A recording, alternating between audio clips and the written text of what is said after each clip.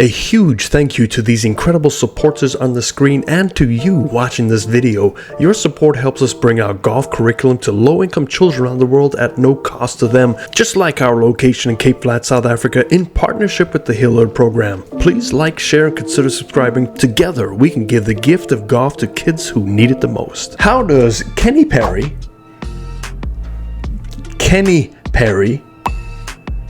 hit it 290 yards for the past 30 years and still able to hit 80% of his fairways? Well, it comes down to linear speed, and today we're going to take a look at the biomechanics behind it, his strong grip, his delayed release, a little bit more tilting, which all increases your linear speed of your hands and control the club face. Maybe that's my problem. I gotta get more linear speed. Thanks for all your recent support. If you do like this, hit that like, share, subscribe. Let's check out. Maybe you can get some more linear speed.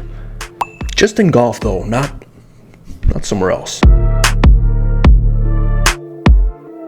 So Tony, what the hell are you talking about with linear speed? Well, linear speed is just basically a measurement of speed at any point in time in the swing. Now, we're going to look at stuff at impact, and impact is very important because it's how you deliver power to the ball more efficiently. So if you look at your chest, the average tour player moves between 5 to 10 miles an hour down at impact. The lead arm will move between 15 to 20 miles an hour. The hands can move anywhere from 20 to 30 miles per hour, but that club head is going to be moving anywhere from 100 to 130 miles per hour. Now, why is that important? Because it's all about the way you move into the golf ball, your sequencing, and how do you move things correctly to hold on to that lag. Remember, it's conservation of angular momentum, and we're going to look at certain positions here, and this is how he's able to hit it not only pretty far. You know, he's averaging 290 since he was on the PGA Tour. He's now up to like 295 on the senior tour, so maybe some roids. I think I need some roids pretty soon, although I don't need any more of this area. But I am no way saying this guy is on roids.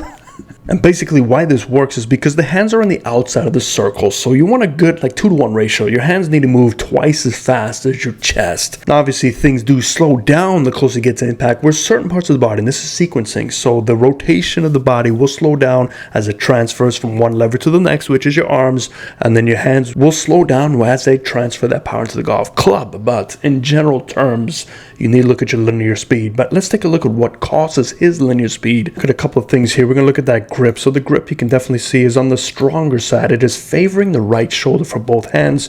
Now, if you look to my grip cupping or bowing that I did last week, we talked about what a strong grip versus a weak grip will promote. And as we see here, strong grip, what do we notice? We start to see a cup at the top. So this is just another cause and effect. Don't start bothering to do all this nonsense unless you understand the grip placement and the pressure itself. If we look at the starting position, and we're going to draw his spine angle on the right side, we're also going to draw a right brace line on that left side of the screen to see what happens. So we do turn, we don't sway, but the thing here is look at that shoulder tilt loss at this part of the swing. So we definitely see it would like to be perpendicular to your initial spine bend, but we do see that left shoulder getting up. Now, this could help him get a little bit more turn right away, but we don't see a deep enough turn at this point. So what we'll notice is a delayed turning and squatting. So this turning and squatting gets that club deeper now. So now it is much deeper than it was, but the shoulders did not change their tilting relationship. They just turned more. Now, why is this important? Because we've got a strong grip. Now, you'll notice as strong grips occur, you will typically be more connected to your right shoulder at impact. So we're going to go right down right as he strikes the ball. We're going to draw his triangle from the face on. We're going to do this in mellow yellow. We're going to see there's a lot of tilting going on, but if we draw the impact, we will see that his hands are connected more to his right side. Now, this is another thing that can occur when you have strong grips, because what this is doing is it's promoting more of a side bended impact, which could also promote shallowing the club, which he does on the right side. We can see that club does definitely get from fairly steep here to all of a sudden shallowing out pretty effectively, and that golf shaft is below the golf ball, so we know it is shallowed out. So this is where his high launch, low spin could come in, and that's why he has not lost a lot of distance for this. And he is also subconsciously holding off that club face to avoid those dreaded Heaven Camp tailor-made rope hooks into the skinny dipping pool with Mrs. Jabroni.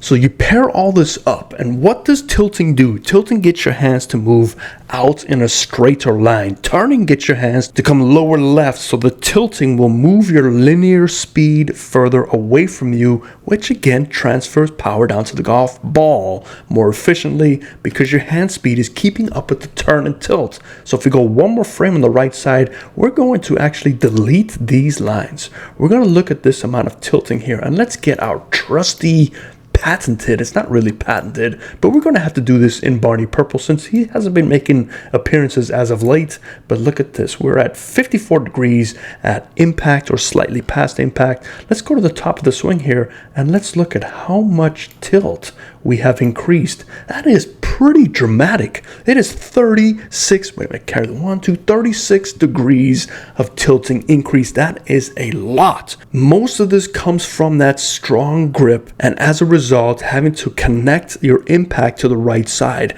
To avoid the rope hooks, we now engage the tilting to make sure the hand speed stays relative and straighter, so we do see a much higher finish. Look how high that club finishes in another barn. Whoa, what is that? Let's get Gumby Green instead. We see that higher finish, and we know it is very high. We go to the starting position and look at his plane work. So it is much higher than the plane work that he has established because of the excess shoulder tilt. So look at those hands. They're escaping higher. Their linear speed is increasing, which again gets you further distance, but you cannot do this unless your grip promotes it, unless your body promotes it, unless you utilize tilt correctly. But I hope that helps you. Let me know in the comments down below if this makes sense or if it did not. But it's all about linear speed. But do me a favor, please don't go try this willy-nilly. It's not gonna cure anybody. It all comes down to understanding your grip, your body mechanics, your limitations, your talent, your work ethic. We can go on and on, but I hope that helps you. See you tomorrow. Fairways and greens.